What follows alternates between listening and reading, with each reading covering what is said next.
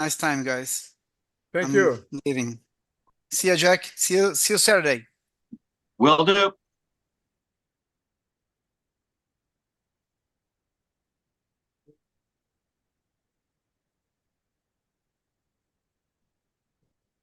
Jack, I'm just waiting for YouTube to be okay. Good.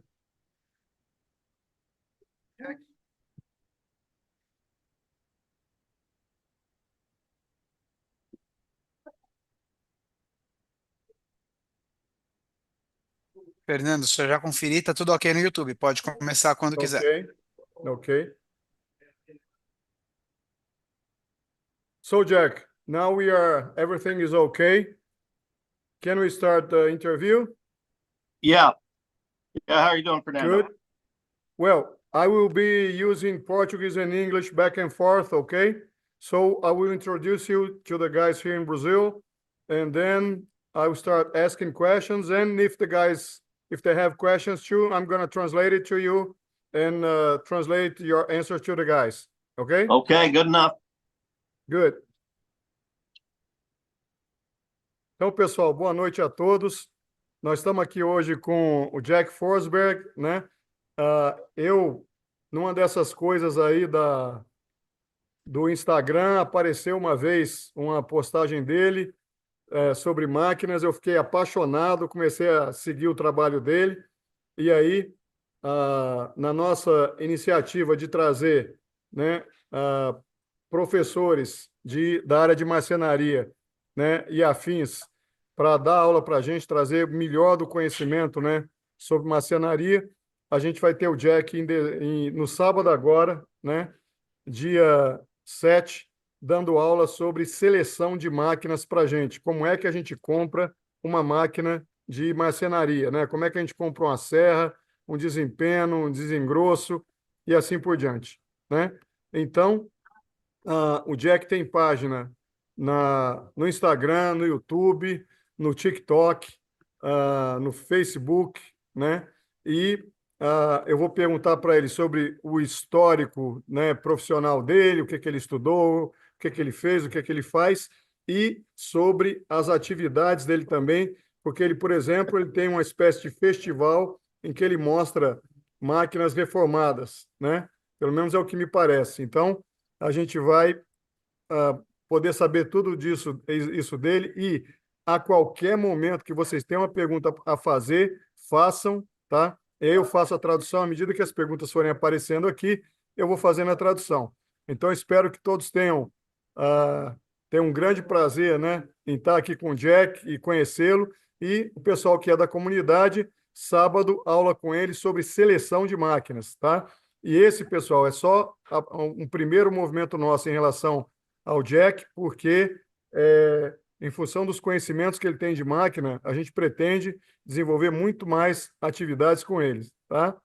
So, Jack, I already introduced you to the guys here in Brazil, and first I'd like to ask you, what did you study? What did you do? I mean, in the beginning of your professional life, and what you have been doing up to today. Okay, so I would say I'm self-taught, with a bit of a caveat, being that my father was an architect, and he was the first professional to leave the trades under the advice of his father. And he had always loved the trades, and it's my father that taught me the love of woodworking. And so I took it in high school, and once in high school, I went directly into the trades. And and I knew that's what I wanted to do. I mean, many of the people I run across that are as interested in the trades as I am, all have this same sort of connection where they realize they cannot do anything else, and so their entire life is set up discovering ways to afford to do what we love. Okay, Jack, sorry, just a minute.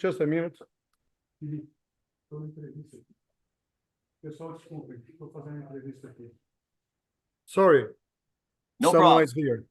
Okay, so go ahead, sorry.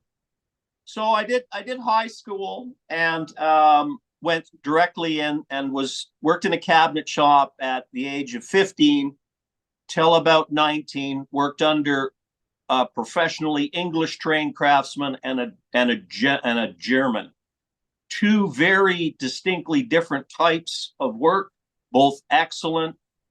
German are more ticken sie, clocken sie, and make things perfect, where the English their approach is to bring out in you what is great.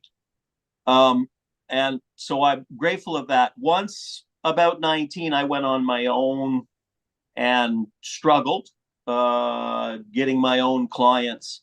And that was because I wasn't doing what I wanted to do. And when you go work in a shop, you obviously have to do what jobs the owner brings in. And amongst the other craftsmen, you might fight for the pieces that are rather interesting. And they'll usually go to the more senior or advanced people. And I really wanted to build what was in my head, and no one was asking me to, so I thought I'd go on my own and interject. And that was because my father encouraged me in design to present my ideas out of my mind on paper to give to my clients. And so from then till now, I had hooked up with major designers, multi-million-dollar projects, and I became the same thing. I was fixing all of the problems of professionals, and then decided that I was no longer even going to work for fine architects. All the work, at least in the last 20 years, is only mine. It is only my design. And this is where I am today. That's who Jack English Machines is. Jack Forsberg is his work. It's his design. And he's the one that you are calling Jack not for work. You're calling Jack for Jack Forsberg. So that's the basics. I don't know if that's, I'm trying to make it simple so you don't have to translate for 45 minutes. Okay, I'll do some translation now, okay? Just a minute. Ô, pessoal, desculpe, eu não estou conseguindo ouvir ele, tá? Então, pessoal, fazendo agora a tradução, né? Perguntei sobre a formação do Jack, né? E ele começou dizendo que, basicamente, ele é alguém que ensinou a si próprio, né? O pai dele é arquiteto, né? E aí ele fez o segundo grau, né? O high school, né? E ele começou a trabalhar primeiro numa marcenaria que fazia armários, né? Se dedicava a fazer cabinets, né? Porque lá o pessoal faz uma distinção entre o pessoal que produz armário do pessoal que produz mobiliário, né? São duas linhas de marcenaria diferentes. E nessa marcenaria, nesse primeiro trabalho, ele teve chance de trabalhar com um marceneiro alemão e um marceneiro inglês. E ele falou que eram duas linhas de trabalho completamente diferentes.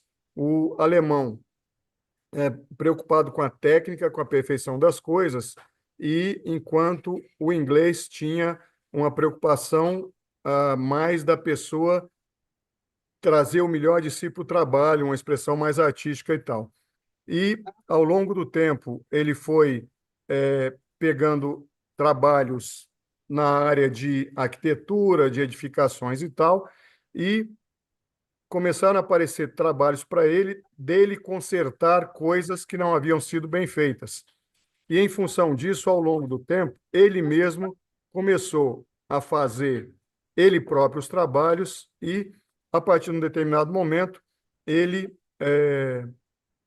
assumiu a autoria, o desenho dos trabalhos, né, o design das peças, e aí tem sido assim pelos últimos 20 anos, se eu entendi corretamente, né, se eu me lembro corretamente do que ele disse.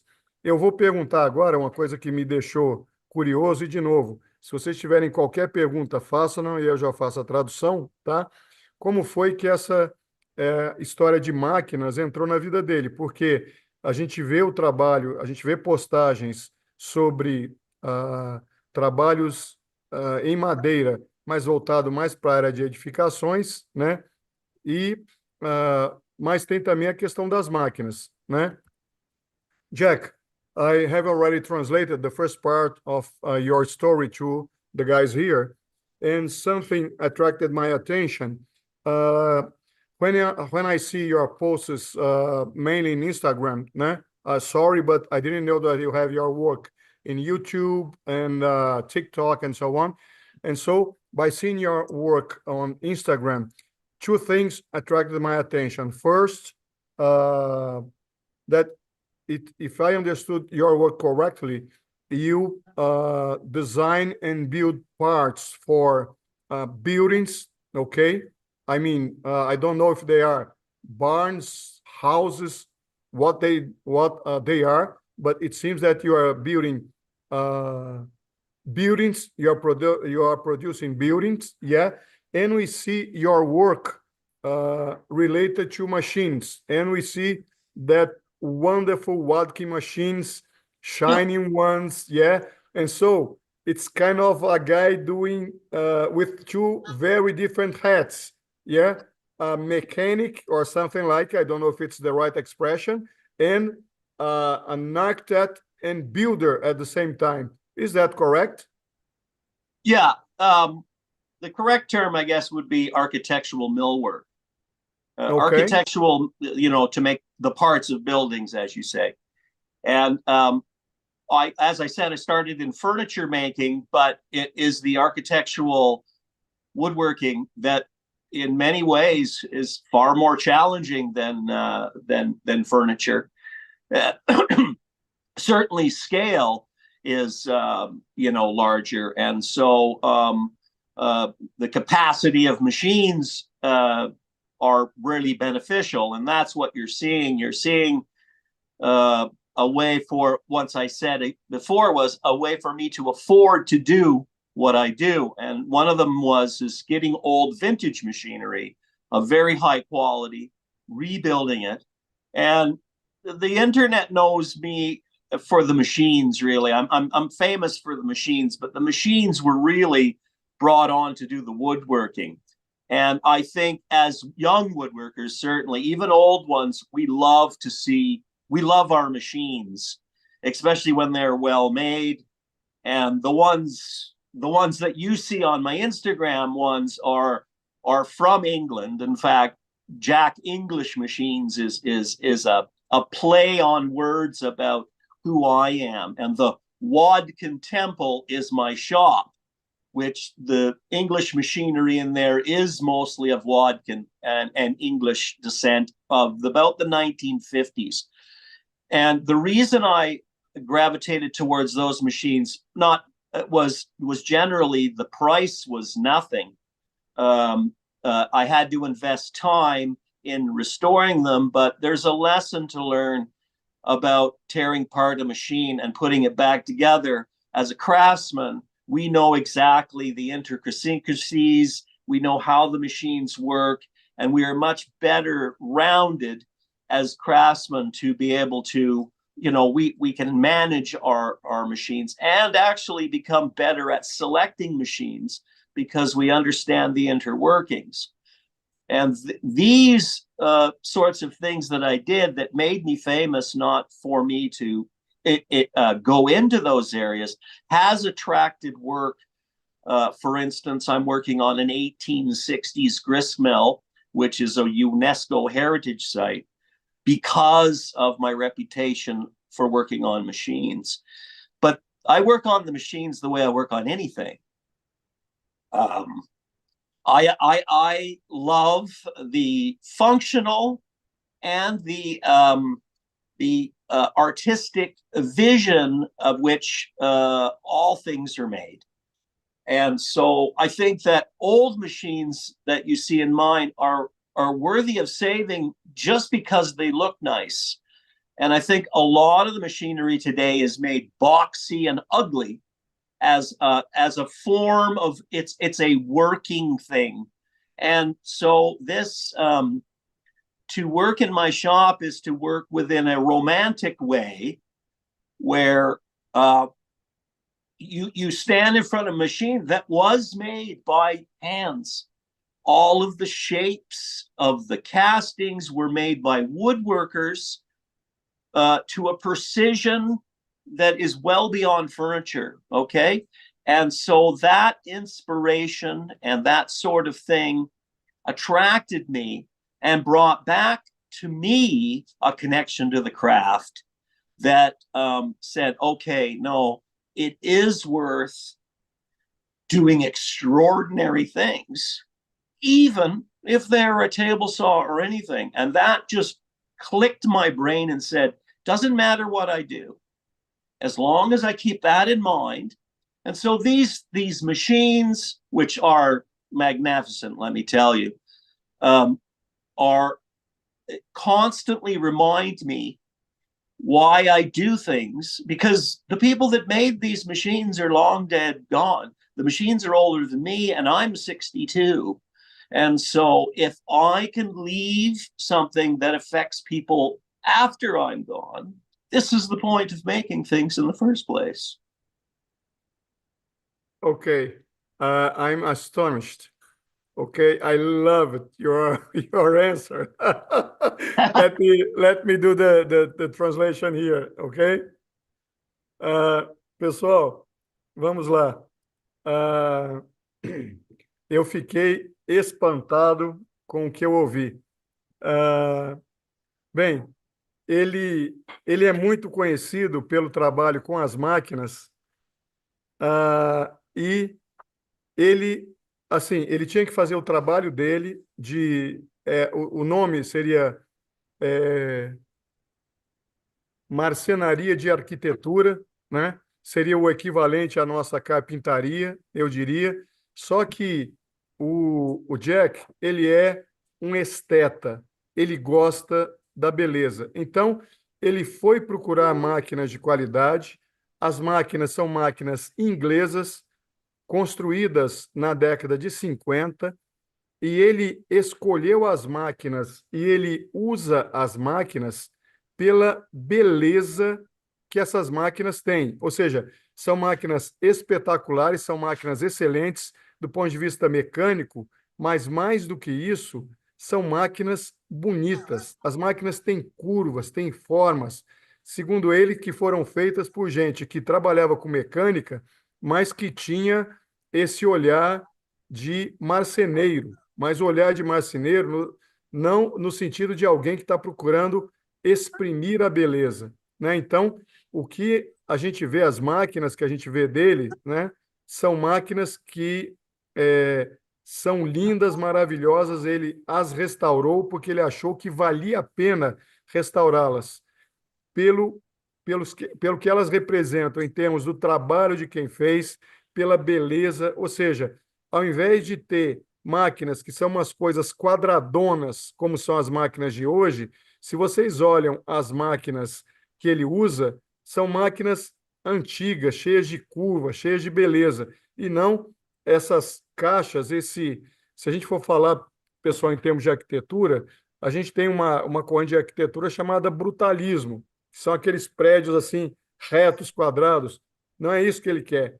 Ele quer beleza, ele quer curvas, ele quer essa expressão do humano no formato de uma máquina, tá certo? Então, da mesma forma que as pessoas que trabalharam nessas máquinas fizeram máquinas há 70 anos, né, em torno disso, e deixaram um legado, ele quer que o trabalho dele também seja isso, ele quer deixar um legado, seja nas peças de carpintaria, ou, como ele chamou, marcenaria de arquitetura que ele faz, seja nas máquinas que ele repara e reforma.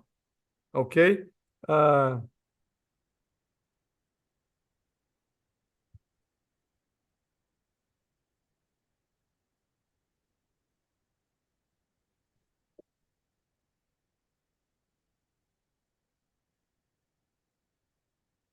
Jack, Yes. guys are already asking questions. I'm gonna collect all of them, okay, all together, and I'll ask them a little later, okay? So, I got really astonished. It was marvelous for me hearing from you this that you are searching for beauty, if I understood it correctly, okay?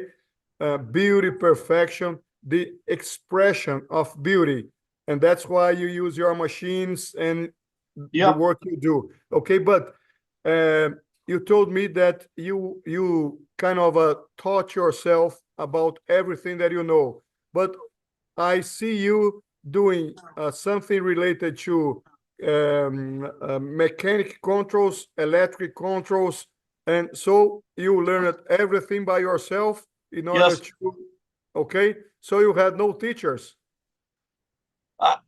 Well, I mean, that's not fair. Everybody you meet your teacher. So, I mean, if you want to learn, all a teacher needs to teach you is how to learn. So, if what I did was, once again, most of my pursuits were because I could not afford electricians to get what I wanted, and so the internet is a wonderful place.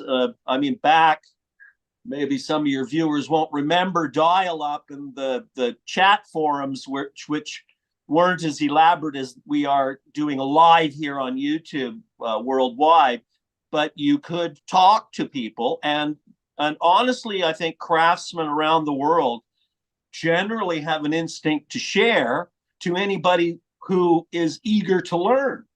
And so if you're eager to learn, look, if somebody can do it, so can you. That's my attitude. Okay. And okay. that's so everything. And you know, I've been doing this for 47 years, so it's not like I learned it in 1 year or I went to school for 4 years. You learn as you go along, and you learn and to learn what the very best is, and to shoot for that will always put you in a better place than when you started. Okay. And regarding all the repair, all the milling for the parts of the machines, do you do yourself everything? Not everything, but I wouldn't a lot. So you know, I use my resources, what I have at hand, to do what I can. Starts with, I might, you know, I'm not going to buy a machine that I don't think I have the capacities for to repair. But there are things that, you know, buying used machines is the cheapest way in. That's just the price of admission. If any of your audience knows that you know, having a shop is not just a room full of tools. It may look like that, but that's not what it is. The things that are needed behind the scenes, you know, the 3-phase power and the dust collection systems, which appear to be to students just running automatically, are quite enormous feats as an individuals to pursue. And generally, people will strap themselves with large debt setting these up. And the unfortunate part about that is we do not know where the machines are going to be. We think we do, and they move and all of these things. And so they can be difficult lessons to learn. Whether you learn them one way or the other, you're going to learn them. And it's my attitude is to dive in deep, learn as much as you can, never stop learning. And if that means that you go into other professions and you wear other hats, so be it. It will make you the most rounded craftsman. You will be able to, you will rise above even the cream, and you will find that they will come to you. Some will say, I don't like to work on machines, I'm a woodworker. And I say working on machines is woodworking. If you don't think it is, then you're just playing, and there's nothing wrong with that. But to say working on machines isn't woodworking, it is a mistake. Or that working on machines is to the thousands, and wood moves, so why should we work with those tolerances, is to only show that you have never worked to those tolerances with wood, which just talk to a violin maker or any of the people that can actually do precision instruments. Some of the hand tools that are made in wood are worked to tolerances like that. And so all of these trades will interact. Your last interviewer said that he liked to paint. Painting will introduce things to the way you work, of vision, just as machining will, just as even swinging a hammer and nails. There's skill in it. And if we look at all of these things and go, what is the best way? What are the things that, what do I admire about all these things? And they will blend all together. And what will come out of you is your work. Okay, I will do the translation. Bem, pessoal, né, para mim essa entrevista está sendo uma surpresa atrás da outra. Eu perguntei para o Jack, né, bem, ele falou que ele aprendeu tudo sozinho. Como é que ele fez para aprender tanta coisa, inclusive a parte de mecânica elétrica, controles eletromecânicos, porque ele faz tudo. E ele falou o seguinte, né, que ele vai atrás e com a internet mais ainda, desde da época da internet de escada, né, que ele se conectava com pessoas, com outras pessoas que são também são artesãos, são pessoas de ofício, né? E essas pessoas têm enorme prazer em trocar informações, né? Em compartilhar informações, e as pessoas se ajudam, né? Então, ele foi buscar com pessoas de diferentes áreas, conhecimento, e sempre com o objetivo de fazer tudo perfeito, fazer o melhor possível, né? Então, seja na área de mecânica, de controles eletromecânicos, de eletrônica, ele sempre buscou aprender o máximo.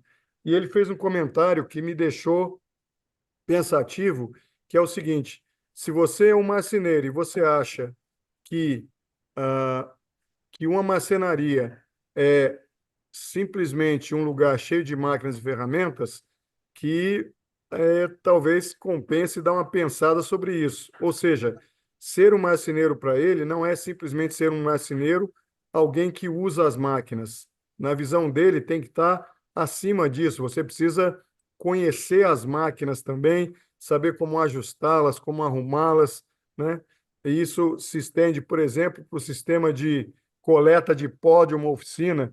E ele citou, né, ele havia pedido para que a gente passasse um exemplo de uma entrevista, e ele assistiu a entrevista que a gente fez com o Ian Parker, que falou sobre pintura, né, que o Ian Parker estudou ilustração e tal, e ele falou, cada vez que você aprende a fazer uma coisa, você incorpora aquele conhecimento não só daquela área, mas você estende esse conhecimento para outras áreas também, né? Então, uma coisa que você aprenda em pintura pode ser que você use em marcenaria, né? Ou seja, a visão que ele defende se eu entendi corretamente, né, a visão dele, mas que nós busquemos ser polímatas, ou seja, pessoas que têm várias áreas de conhecimento e usam esse conhecimento para atingir o melhor em tudo, tá? Eu vou começar a fazer as perguntas, né, que vocês me fizeram, tá?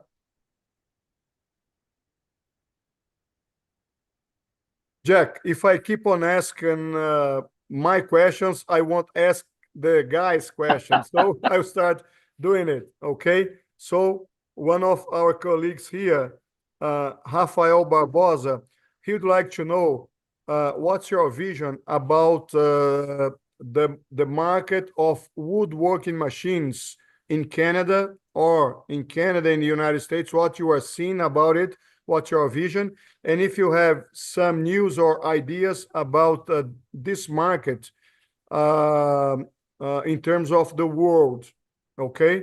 Including Brazil, if you have any Yeah, information. I'm not quite or understanding. opinion. I'm not quite understanding the question. Is he asking me about the state of the Oh, market? no, sorry.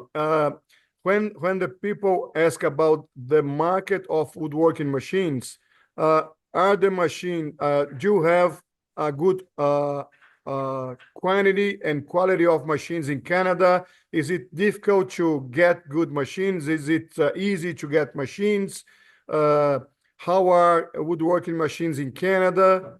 How are woodworking machines in the United States, around the world? What's your vision about woodworking machines in the world, especially in Canada? Okay, so it's not difficult to find woodworking machines. Canada, you have German manufacturers. You have all the best. We used to have a company called General, which worked out of one of the provinces in Quebec, which was a Canadian manufacturer and actually held out longer than some of the American manufacturers. But it finally succumbed to Chinese manufacturing. So really, the majority of machinery, including the very expensive ones, are being manufactured in China, and that is just the fact. Now, some people might say that Chinese manufacturing is cheap, but that's not a fair statement. We said that about the Japanese cars, and now they're the best cars. And so we have to understand that if we're buying stuff from China, it is not the machinery manufacturers, because let's face it, the Chinese architecture and woodworking skills is amongst some of the best in the world. Why wouldn't their machines be? And it's because of the importers. Grizzly, is really what I say has entered into the mainstream of woodworking. This is going to accommodate the majority of the people in the world. And so that class of machinery has to be affordable to some degree. And so it's not as good. If you want to come out of that, you're going to be looking at Felder or Hammer K3, SCM, and okay, and then we can keep going. Martin Machinery, for instance, sells a beautiful shaper spindle molder that is in excess of $100,000 American. So we can do all those things. Now, when I talk about machines, I'm talking about classic machines. I'm not talking about machines that now can run on robots and produce everything without anybody touching anything. When I talk about machines, I'm talking about the classic machines, machines that were made to duplicate handwork, not machines that were made to function as a new way of building. For instance, when I say a mortise and tenon, I really mean a square hole. And so I'm looking for machines that do those processes, not a domino, which is really a sophisticated machine that does not make a mortise and tenon. It makes a loose mortise and tenon, and that's not the same thing. All that requires is someone to pay money. Now, that is where machinery is going. It is taking away what the classic machines used to do. A jointer used to flattens all your work with machine as opposed to hand planes, but it's duplicating the hand work. And it's my opinion that the very best work can only be achieved when the interaction between the craftsman and the machine are as they are with hand tools. And when those classic machines are made to a level that hand tools can achieve, and this isn't a recipe that this is what you should do, you still need skill. Not anybody can pick up a hand plane and do a shaving at some Japanese thing at 3 microns. These are high achieving things. And so what the modern tools have done, and it's if you go on the internet and IG, all you're going to see is you need this, you need that, you need this tool, and you don't need any of them. But you're led to believe, because the industry is huge now. In fact, some of the most famous woodworkers make their money selling on the internet. I get offered all the time, hey, Jack, put this in your shop. We're going to give you some money. Like I got some product coming all the time, and I have to be careful because it's, it really is a gimmick, much of it. And so my attitude towards tool is to look for the tools, not for the work you're doing, but for the work you want to do. If you do that, that will lead you to the work that you want to do. And guess what? You'll do the work you want to do. If you don't do the work that you want to do, no one's going to ask you to do the work. And so that's my attitude about the machines. Sure, there's tons of machines. There's too many machines. Sorting yourself out as to what you need. So if you are an aspiring furniture maker, you do need machines. There's no question about that. You're going to need a planer, and you can get by with just anything, cheap stuff. A really common planer up here is made out of plastic by DeWalt. It's the 735. It plugs in, it's just a 12, 13-inch planer. They come with helical heads. They're $750 North American. I don't know how that compares, but this will plane wood. Yes, you'll have to sand more. Yes, you'll have to do all those things that another machine might do better, but you need to get there first. And so to think that you could do everything with hand tools because they do excellent work is fine. But if someone's paying you, they're not going to be able to afford this. And so you're not going to be able to feed your family. And what machines become are your apprentices. And they do the heavy work to free up the time for you to implement the important handwork. So if you want to leave some texture, if you want to, hand plane a surface and leave that, as something that's marketable for you to your clients in terms of that achieving that quality, then the machines play an enormous role. My machines in particular allow me to do things that were just absolutely unachievable to my clients. And so that is what I look for in the machines. It's the machines that will do what I want to build, not what I'm building. And then those opportunities come. And that has been just the absolute truth in my life over the years watching. And I've tried them all. I've tried buying brand new machines. They let you down. If you don't have an understanding, there's no golden egg that says, hey, if you just buy these machines, you're gonna make it. That's a lie that has been told for thousands of years about people that make tools, that all you need is this and you'll be a master. We've all heard this, we all want that, but we have to talk ourselves and say, hey guys, you're really being fooled here, and rely more on yourself, and that will lead you to be a better judge of what machines could be. And I mean, buying cheap is fine. We have down here, like, I don't know if you have like the Harbor Freight of Brazil. Okay.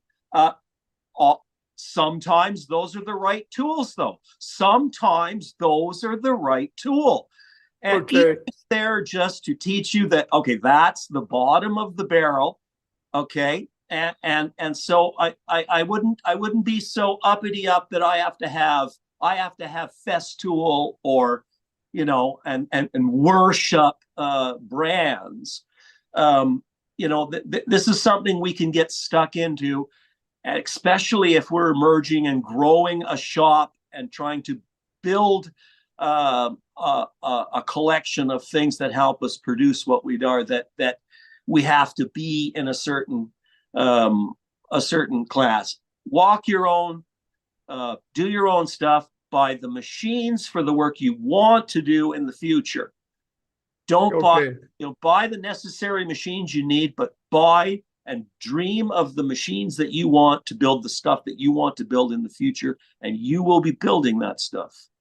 Okay, I laughed because a friend of mine told me if you can buy anything from Harbor Freight, but if it doesn't have any battery or power cord.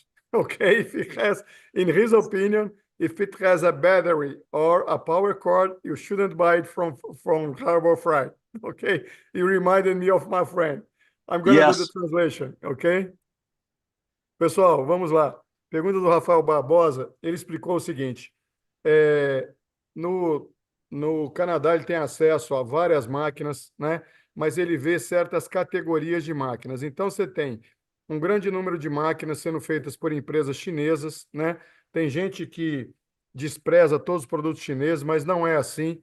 A China faz coisas de qualidade, né? É só pagar por, mas a China domina a produção de uma imensa maioria de coisas, incluindo aí máquinas de marcenaria, né? Num determinado nível. Acima desse nível, você tem máquinas como a Hammer, Felder, a SCM, só que são máquinas mais caras. E você tem máquinas ainda mais caras. E ele está se referindo a máquinas... ele não está falando de CNC, tá? Ele está falando máquinas convencionais, máquinas tradicionais de marcenaria. Agora, uma coisa que ele ressaltou, né? Máquinas são necessárias, porque se você vai viver como marceneiro, fazendo marcenaria só com ferramentas manuais, você vai morrer de fome, você não vai conseguir viver, mesmo lá. Mas existe uma série de produtos que são lançados dizendo assim, olha, se você comprar essa máquina, essa ferramenta, você vai ser o top das galáxias. Ele não é assim, tá? Muita coisa é produzida simplesmente para vender, né? E não é. Você tem que acreditar em você e desenvolver as suas habilidades, né? E ele diz o seguinte, na opinião dele, ele compra uma máquina ou uma ferramenta pensando no projeto que ele vai fazer, não nos projetos que ele já faz. Ou seja, ele está sempre mirando para fazer projetos mais complexos, mais sofisticados, que sejam um desafio para ele, e quando essas necessidades aparecem, ele vai atrás de uma máquina que faça isso, tá? Então, essa é a visão dele sobre o mercado de máquinas.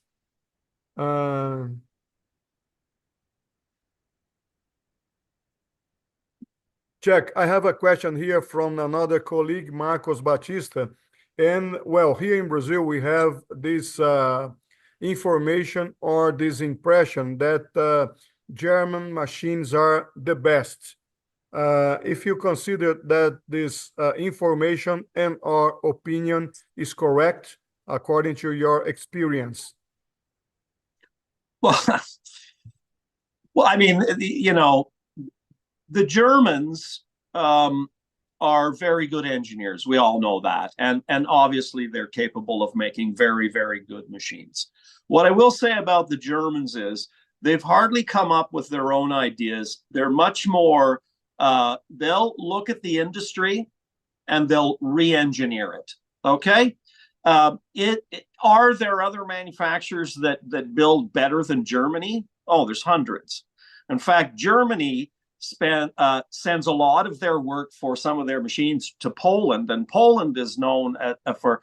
There's also the Swiss, which would just make German stuff look like our stuff, and much of it now is marketing. Okay, and so obviously, what's required to make very nice tools is more money. And German machinery is generally more expensive. And because it's more expensive, they've had the time to make them better. If you gave the Chinese or anybody else enough money to make quality stuff, it's capable everywhere. Now, Germany has a reputation currently, but even it's falling. Much of its hand tool divisions, like Metabo, Germany, is going to Indonesia and all of those others, with the same things that we were watching, quality control, and now all you're paying for is the engineering. So what is a tool? Is a tool an engineering? Yes. Is it a manufacturing? Yes. But what makes the best tool in the world? And it's the heart.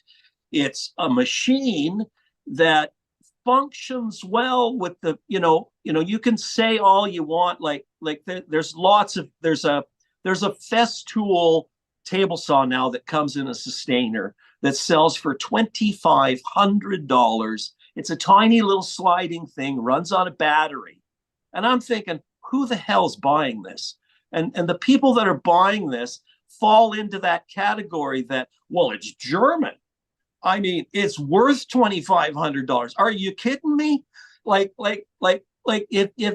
this is how you're buying tools, by a reputation, you're being marketed. And so the far better way is to go and learn even the Harbor Freight saw, to go, this is what you don't want, and go look at machines that you cannot afford and ask all the questions. And it's not that you're not going to buy those machines. It's that, why is this table saw worth $2,500? Well, let's face it. It's because it's Festool, and because Festool machinery has a reputation of being quality and user-friendly. This is what you're buying. But, $2,500, I could buy a full-size saw that would cut that little plastic thing into little bits. So the Germans are good, the Swiss are good, the English no longer manufacture. They were one of the best in the world. They had a market. England.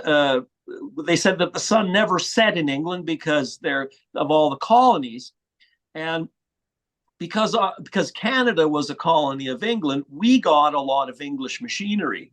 Now, the good thing about that is the English didn't sell to Canada because we had to buy English. We did, but they sold to us, but still built beautiful stuff. It's not like today where most of the manufacturers are outsourcing their manufacturing off-seas because of cost, right? And profit margins. And if you've looked at any of the showrooms for Festo, you know that all the money is not going into tool development, that there's an enormous amount of profit here. And so these people are actually making money on you for believing that they have the solution for you. And that's basically what tool manufacturers have been trying to do forever. And if you become aware that they are trying to sell you something, then you become critical of the stuff and not the reputation. And if you do that, you will make better decisions on your tools. Ok. Ok.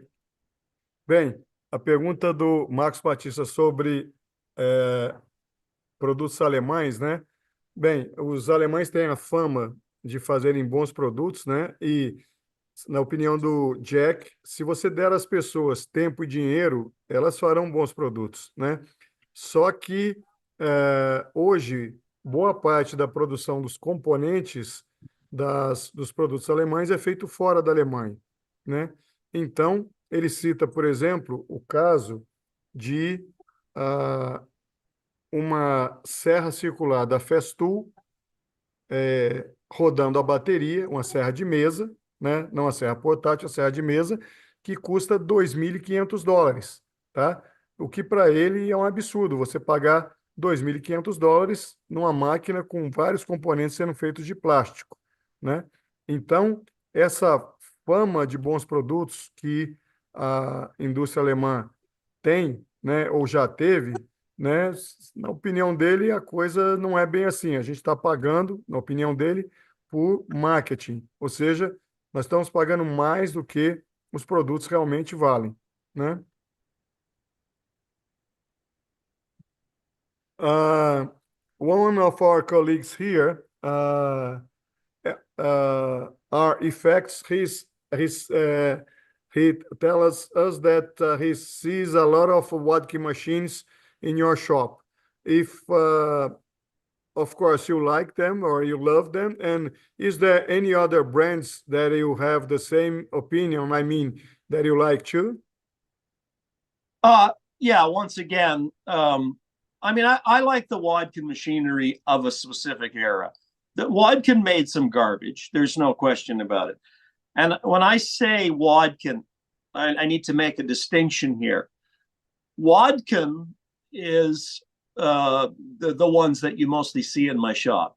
There is a brand that's much more common called Woodworking Burscreen, which was a division of Woodworking that made the lighter duty machines. Now, when I say lighter duty, they're still very heavy machines. In fact, the world has followed the footprints of the Woodworking type of manufacturing. The Woodworking machines I have were not manufactured the same as they are today. And what this type of manufacturing, and it's what made Woodworking eventually fail as an economic viable business, is that they made things so well that for you to order my table saw, it would take you almost a year before you got it. And that's because Woodworking would build in batches. And so we would make the castings for 10 machines. This would roll through the thing and then go into the store. And when I say they made these, each one of the 10 batches were stamped and hand fitted. That part is fitted to that machine. And this was an English way of manufacturing. When I say hand fitted, when we talk about surfaces rubbing on metal to metal, jointers and stuff like that, those were hand scraped to tolerances beyond the machinery milling them. And then that part stamped with a letter saying this is A, and that part goes to that machine. Yes, other machine parts could interrelate, but they would never be as hand-fitted as that. In fact, when the machine was done, it would go into a test department where the whole thing was set up and calibrated, just as we would do for setting the blade to 90, and then pins and things locked in place to a precision that is still, in some cases, not achieved yet with the advance of CNC and the so those are the machines you see in my shop. They are made at Green Lane Works, and they are not the Woodworking Burscreen machines, which those are quite abundant. I would equivalate those to Invicta, that style of machine. And the idea there was that you can't wait a year to get a machine. If we're going to build something, I've got a job next week, I need a machine today. Mm-hmm. And so back then, the idea was, especially after World War II, Europe was having to rebuild. And I imagine Brazil was a participant, and maybe lots of the original Brazilian tool manufacturers grew out of World War II, and that just that necessity for the manufacturing of quick machinery so that we could rebuild the world. And Woodworking Burscreen, which I do have a lot. In fact, I have machines that are Burscreen, the actual company that Woodworking bought that makes up, not to go into too much there, but those machines that you see in my shop these are handmade machines. They literally are handmade machines, and to a precision that you cannot, that metalworking people aspire to. And when we're talking about fitting, for instance, the bearings, just the bearing element in my table saw, there are 3 of them. They're double-road self-aligning with machined bronze cages. The little screen that holds the balls around are machined, and those are $1,000 a piece. So just the bearings for the arbor in that saw, the bearings are $2,000 worth of bearings. And they are, because those bearings are made to a precision that's almost impossible to achieve today. And I will add that the German machinery today is not using bearings like that. They are using cheap bearings, the same type of motor bearings that they did at one time used to do that. And now it's all, let's just make it easy to change bearings and wear them out. Where I have roller elements in some of my machines that are 75 years old, still holding tolerances of table saw blades up to 18 inches in diameter with a deflection of 1,000th of an inch. Like, this is unbelievable. You cannot, I could tell you how great it is until you came and stood in front of the machine and operated it. You will have no idea. So I don't know if that answers your question. Yeah, perfectly. Bem, pergunta do are effects sobre as máquinas da Woodworking. Bem, a Woodworking produzia máquinas, linhas diferentes de máquinas. Tinha máquinas com uma produção em volume maior, equivalentes às nossas Invicta, que ele conhece. Agora, havia uma linha chamada, se eu entendi corretamente, Greenley, que eram máquinas que eram ajustadas uma a uma manualmente, ou seja, alguém da produção pegava essas máquinas e ajustava. Para vocês terem uma ideia, os rolamentos cada rolamento era ajustado precisamente para não ter folga. E ele cita rolamentos com preço unitário de $1.000, um rolamento. Então, você tem, no caso, por exemplo, da serra circular dele, você tem rolamentos que custam $1.000 a unidade. Então, você tem $2.000 de rolamento numa máquina, autoajustáveis, autocompensados, que conseguem, numa serra de 18 polegadas, tá? Pessoal, 18 polegadas de serra, né? 18 polegadas é um disco monstruoso. Dá uma deflexão inferior a 0,02 de milímetro, tá? Então, ele tem essas máquinas da Woodworking, porque são uma linha especial da Woodworking, né? Da qual ele gosta. So this ahead, is go ahead. just to explain. You see the surface of this hand plate? Yeah. That is hand scraped.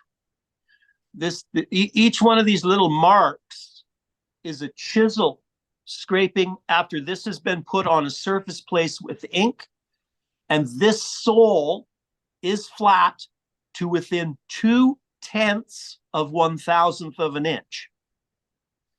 Okay, this is how the machines are fitted together.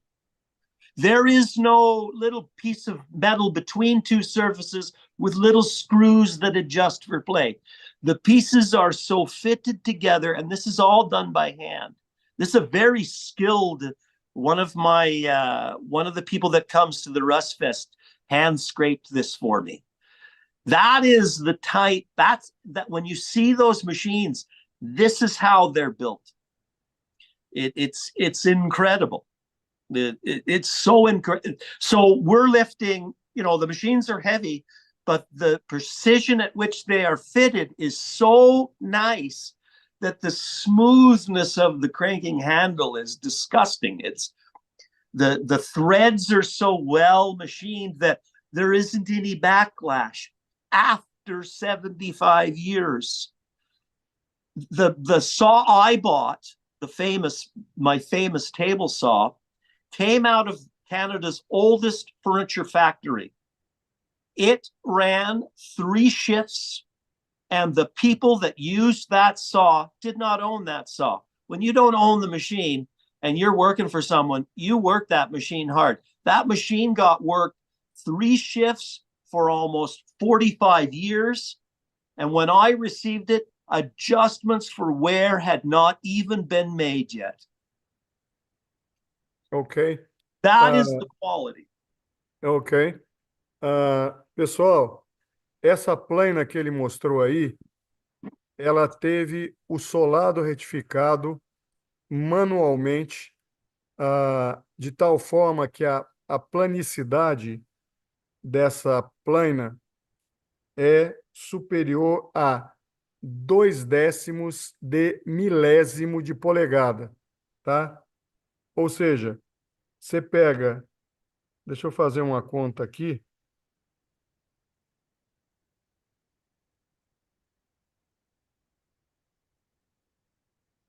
só para não perder a referência do que ele está falando, tá? Me desculpem, só fazer uma continha aqui.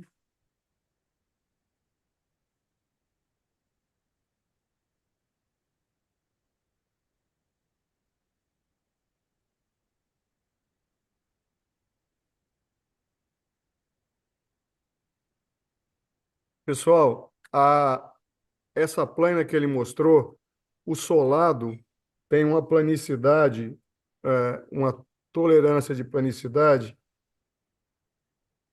de 5 milésimos de milímetro, tá? Isso foi ajustado na mão por uma pessoa que visitou um dos festivais que ele faz de máquinas que ele apresenta.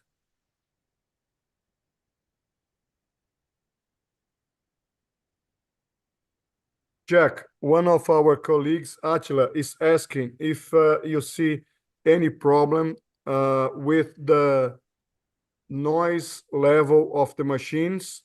I mean, if you consider it an important requirement, and if you do something in order to get lower noise levels, if you consider it important.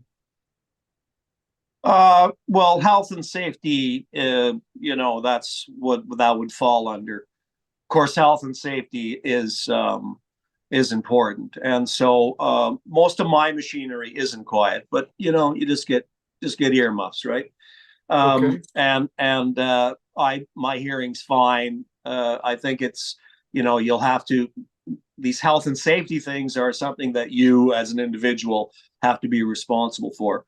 Now, I grew up with the idea that your personal safety was your responsibility. I understand today that that is not the case, that it is the manufacturer is responsible now. And I think this is a terrible mistake.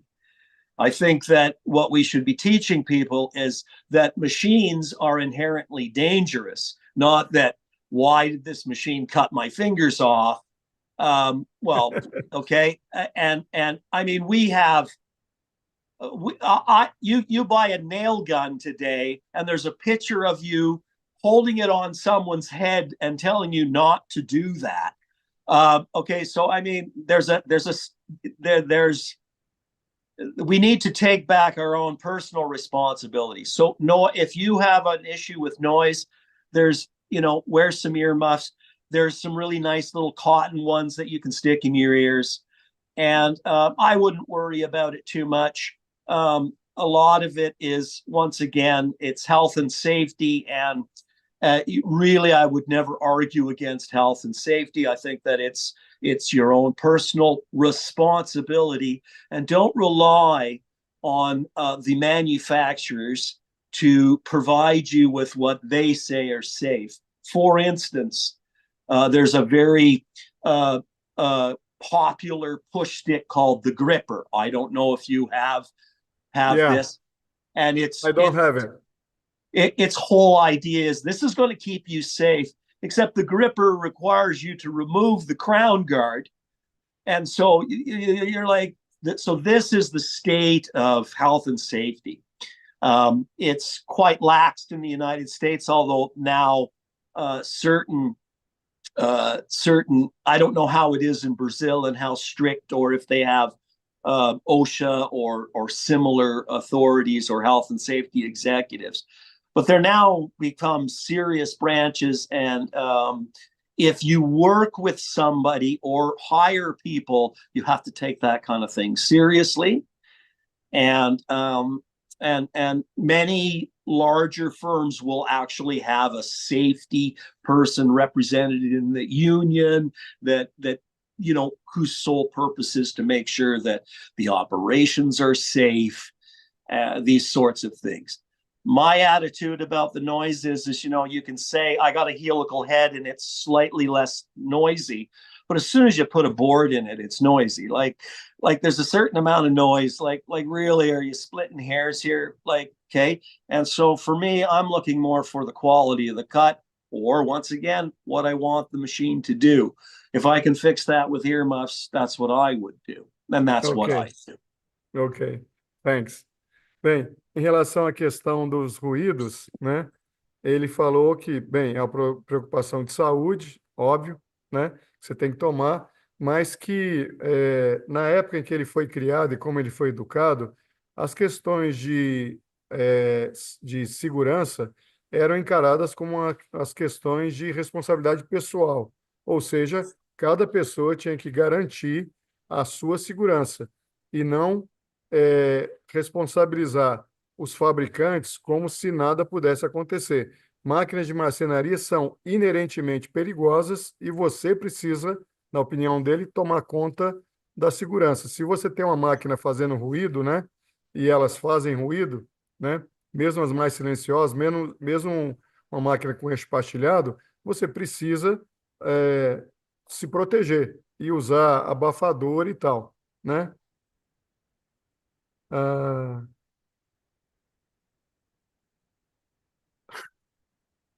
Pessoal, tem pencas de pergunta. Jack, I have, well, kind of a dozen questions. I won't ask you everything, okay? Because we have. We're going to run out of time? Yeah, we are running out of time. Yeah. Let me just try to concentrate all the questions. Let me see.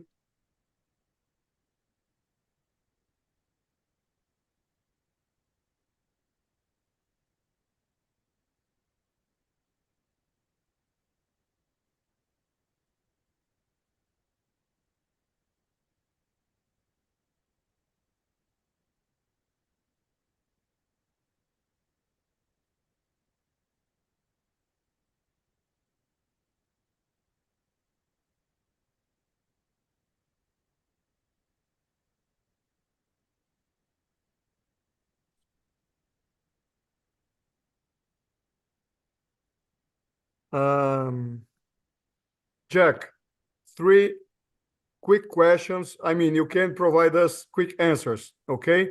So, first, what are the abilities, in your opinion, the main abilities or personal characteristics that a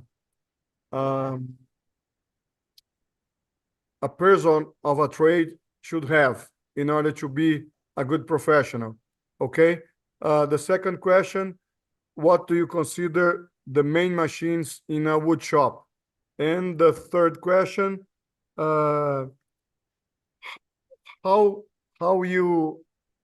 what's your ideas about the quality of the products nowadays in general? Okay. A good craftsman needs to keep their word, mostly to themselves. You do not need ability to be successful. You do not need to cut the most perfect dovetails. You just need to cut dovetails. You just need to, a good person is trying, okay? There'll always be someone better than you. So don't ever try to think that you're going to be the best. Try to be the best that you can be. That's the best quality. As far as being a productive participant in society, produce. Be frugal with your time and make sure that you don't waste your clients' money. In other words, don't waste your time doing things that aren't really worth it. All you have at the end of the day is what you've made. Make sure that that is the best that you can make. That's all. That's it. I can work with people that are trying. I can't work with people that think they're good and they're not. So that's that. Now I'm only going to go from the type of tools in your shop. You know, to me, the table saw is the center of the shop. It doesn't have to be, but you know, we need a machine that can cut pieces up precisely. That could be done on a bandsaw. That can be done with hand saws. Decide what that is. To me, that's a table saw. A table saw has been due to that. After that, you'll need to dress your lumber, and so you'll need a joiner and a planer. And I still am of the belief, although many don't use it anymore, as a joiner is essential. Okay. Now, given that it might not be used as often in furniture or cabinetry, because cabinetry is all now sheet stock, you know, those functions of those classic machines might be done on other machines, but those are the basics. Table saws, jointer, planer, a drill press, and you know, if you can get a crosscut saw or a chop saw, those sorts of things, but all those can be done on the table saw.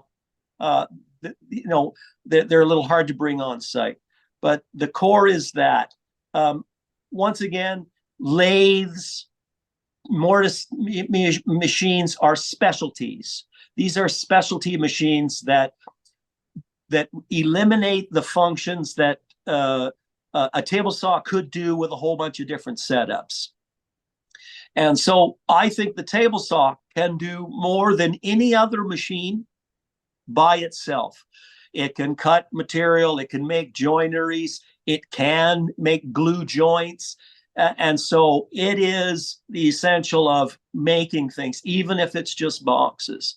So that's the core. Get the best table saw you can afford and build out from that. And then if you want to dress your lumber, which brings the quality of that up, because if you're buying dressed lumber, you're only subject to the quality of which you buy. And so often wood moves just slightly, that we need to dress that immediately before assembly. And so those things cannot be achieved if we don't dress our own lumber. And dressing lumber is just a quintessential of quality work.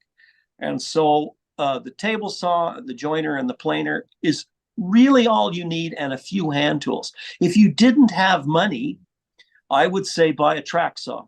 That would be the first thing I would buy, is a track saw. It's incredible that what a little handheld saw has for precision. It takes a long time. It might be a pain in the ass, but if you had nothing, you don't have space, I would say get a track saw would be the very first thing. If you were trying to make money, a domino might be a good investment, because it's going to get you to at least make decent jointery that's of a quality that's acceptable to the market. And some might say above average. Okay, but I don't know anybody who's hand cutting dovetails in their single car garage that's competing with someone that has a domino. It's just impossible. Okay. And it's not to say that you can't and won't achieve far better work than dominoes, but those are the quintessentials, in my opinion. Okay, and the last question regarding the quality of products or of produced things nowadays, when you compare it to the past, how do you see quality nowadays?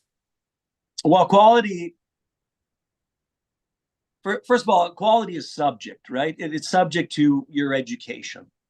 And so I don't think the education system is just in terrible condition, as you know. And since I was a kid in school, the trades has been wiped out and replaced with, you know, Jack, you don't want to go into woodworking. You want to go into computer sciences. And so the idea of what quality is driven out of ignorance. And so we don't know what quality is. As I was talking about the machines earlier, and me discovering like that they made the Woodworking made their machines to this level is just mind-blowing to me. And I'm like, wow, we build crap today.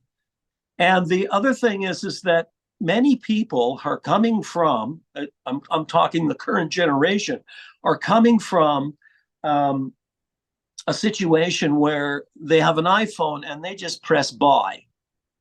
And it comes and it shows up to your house. And that interaction with a product, and this is including all the people that are on Etsy and making little knickknacks and cutting boards and all of those things. When I talk to those people that are making cutting boards, to myself, I say, well, you just dressed a piece of lumber. But to them, they're super excited. To them, it's like, wow, I made that from a tree. And so I agree with what that is, but they have no way to understand what real quality is. And the world doesn't give them time to assess, what's the difference between, Jack, why would I make a hand-cut Morse and tenon? Why don't I just get the domino and just do that? And it fits. I can't make it fit that good. Is the domino better quality? Well, in certain aspects it is. But it's not going to teach you how to assess what is the proper joint, what is the best way to put a table leg together. If you are just completely you just use dominoes. And the biggest decision you have to make is, what size domino do I use? And if that is what quality has been reduced to, then that is the state of the quality. We do not have, in the modern context, to the common man, quality. It just doesn't exist. It's mass produced. Everything is mass produced to a level that is acceptable and then marketed as quality. Good, good. I'll do a quick translation and we will say unhappily goodbye. Well, but the ones that belong to our group are gonna see watch your, or have your class on Saturday. So I'll do the translation, okay? It's gonna be quick. Então, pessoal, em relação à pergunta, né? Quais são os requisitos ou as habilidades que uma pessoa de ofícios deve ter? Ele disse, primeiro, mantenha a sua palavra, tenha palavra, né? Honre o que você diz. Segundo, você não vai ser o melhor em tudo. Pode desistir disso, porque sempre vai ter alguém que é melhor do que você em alguma coisa, né? Então, seja o melhor que você pode ser naquilo que você está fazendo. Não gaste o dinheiro, não gaste de uma maneira errada o dinheiro do seu cliente, tá? Não entregando o que você prometeu ou entregando algo que ele não precisa. E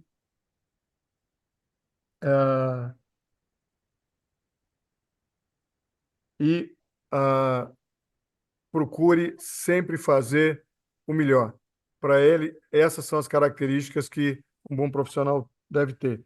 Sobre as máquinas indispensáveis, ele falou, olha, essencial é uma serra circular, uma desempenadeira e um desengrosso.